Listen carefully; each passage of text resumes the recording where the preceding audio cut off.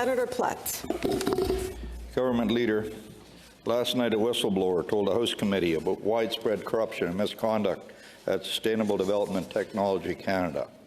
At the start of this year, whistleblowers submitted a 345-page presentation to the Privy Council that outlined gross mismanagement across every aspect of this green slush fund's operations and governance, non-compliance with the legislation and contribution agreement across every single funding stream, and serious conflict of interest breaches by management.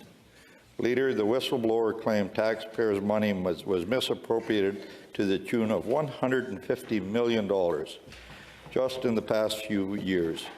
Why, Leader, hasn't the Trudeau government referred this matter to the RCMP? Senator Gold. Well, thank you for your question. It's a serious one, a serious matter. As I said before, there's an independent review by a third-party law firm that will be reporting its findings to the Minister. Sustainability Development Technology Canada will allow current and former employees to speak freely to the law firm without violating any applicable settlement agreements or non-disclosure agreements. Earlier this year, colleagues, Science and Economic Development Canada was made aware of these allegations of mismanagement and immediately took a fact-finding exercise through an impartial third party. My understanding is they have now received the report. The government takes these findings seriously. Immediate corrective actions are ongoing, including implementation of an action plan by this month. I understand that as this process continues, the government will monitor the situation because the government holds all organizations that receive federal funding to the highest of standards. Senator Plett.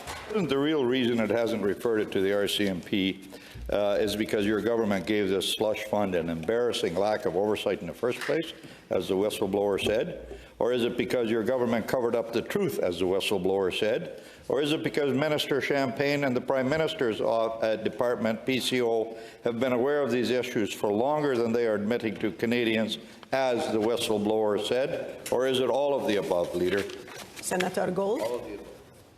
Well, thank you for your question and for giving me this menu of options. I can only repeat that the government takes these matters seriously. Third-party independent review is ongoing. Report has been provided to the Minister and corrective action is being taken. Senator Martin. My question for the government leader in the Senate also concerns Sustainable Development Technology Canada. Canadians have learned in recent weeks that 3 individuals involved in this organization approved funding for companies they had a stake in or owned. However, the whistleblower who appeared before a committee of the other place last night stated at least half of the board members and executives at this organization were funding companies in which they had a direct financial interest. Leader, if accountability and the proper management of taxpayers' dollars meant anything to the Trudeau government, wouldn't you have referred this to the RCMP by now? What's stopping you from doing so today? They don't care. Senator Gold. Well, thank you for your question. And again, I will repeat, these allegations are serious. The highest standards must be followed by all those who receive government funds. These matters are being dealt with responsibly and seriously. Fact-finding investigation by an impartial third-party firm. The ability of all whistleblowers not only speak to the press, but to speak to the firm without a fear of breaching any non-disclosure or other agreements that would otherwise preclude them from speaking freely. And the corrective actions are being taken, and the government will monitor this very carefully. Senator Martin.